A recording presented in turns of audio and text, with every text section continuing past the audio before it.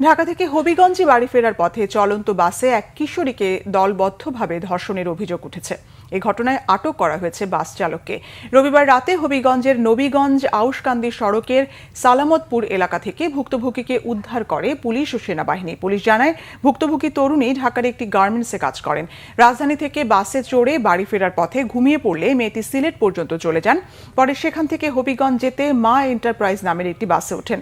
শেরপুর এলাকা পার হওয়ার পর বাসের অন্যান্য যাত্রীরা নেমে গেলে তরুণীকে একা পেয়ে দলবদ্ধভাবে ধর্ষণ করে বাসের হেলপার লিটন মিয়া ও চালক সাব্বির। সালামতপুর এলাকায় স্থানীয়দের সহযোগিতায় টহল টিম বাসটি থামিয়ে ভুক্তভোগীকে উদ্ধার করে ও চালককে আটক করে। পুলিশ ভিকটিমকে হবিগঞ্জ সদর হাসপাতালে ভর্তি করেছে। বাকি ধর্ষককে গ্রেপ্তারে অভিযান চলছে বলে জানায় পুলিশ। এদিকে গাজীপুরে ডাচ বাংলা ব্যাংকের এটিএম বুথে এক কিশোরীকে ধর্ষণের অভিযোগ উঠেছে বুথের নিরাপত্তা কর্মীর বিরুদ্ধে।